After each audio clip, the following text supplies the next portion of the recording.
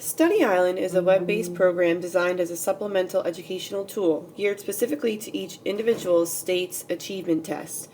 Study Island is built to meet each state's unique standards.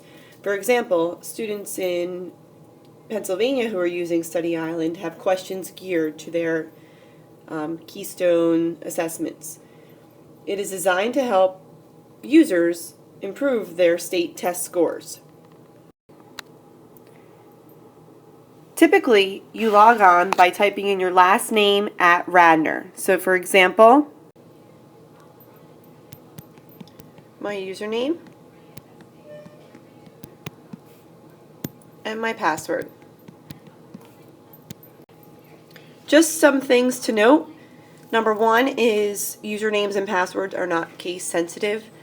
Number two is if you share your last name with someone else in the district or have a relative in school using Study Island, you'd want to check with Mrs. Meisner for your username and password, as there is a slight difference in usernames with students who share the same last name. Once you log in, you're going to see a navigation bar go across your screen. It's highlighted in black. You're also going to see the same types of access on the left-hand side. You can play with your avatar, so you can change your picture. You have links to a writing portfolio, message center, your classes, your high scores, your attributes. You can also log out from there. So what I did was I selected Language Arts and I was taken to this screen.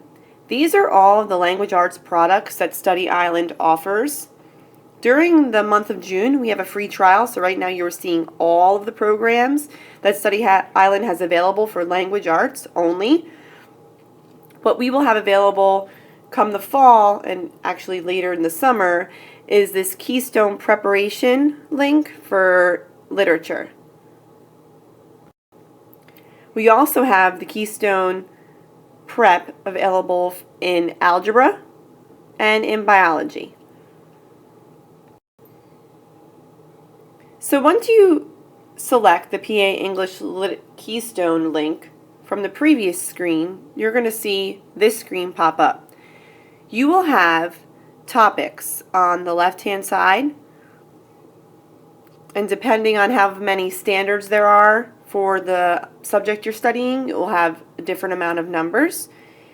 You cannot, and then subtopics as well, and these letters are the subtopics.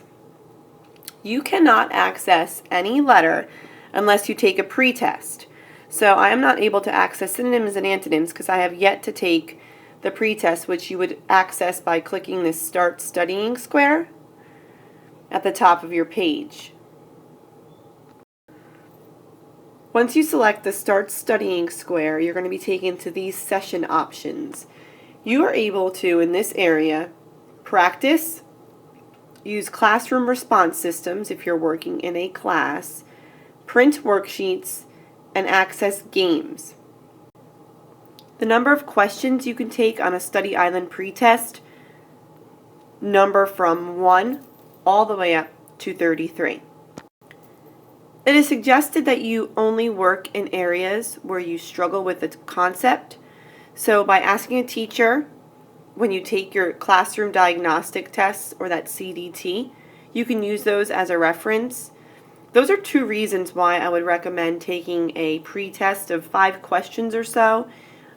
You already know what you're challenged with and what you are good at. So I don't think that taking a ton of time on the pretest is valuable because it doesn't give you a pretest score. Now accessible are the subtopics. So these letters. Also accessible are lessons for each subtopic and flashcards. That's sort of like a Quizlet. So if you know vocabulary is a challenge, let's say synonyms and antonyms, you can access that lesson and go through the basics of the subtopic before you complete the activities. This is just a screenshot of the synonym and antonym lesson. If the lesson has multiple pages, they'll be listed right here as page 1, page 2, page 3. And basically, you would just read through the lesson before you would do the activity. Once you finish a lesson, you're going to be scored in this area. So how many questions you get right out of 10. 70% is a passing score. And then what they're going to do is they're going to give you a grade. At the bottom of every screen is a grading key. These grades only approximately match state performance levels.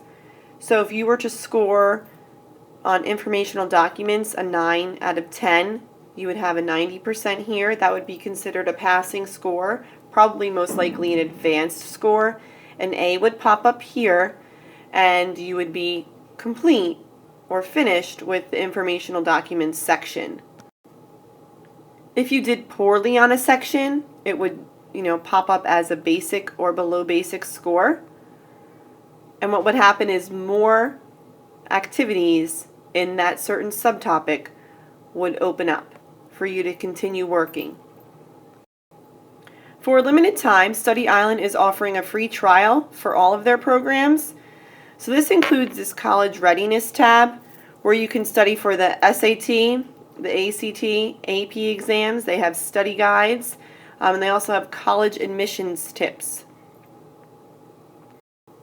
This is just a screenshot of the SAT programs available.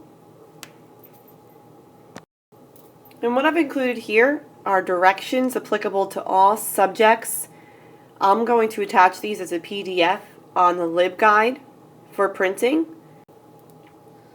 Keep in mind that the PA Keystone preparation options are the only ones that are going to be available after June, as we are in a free trial month with Study Island.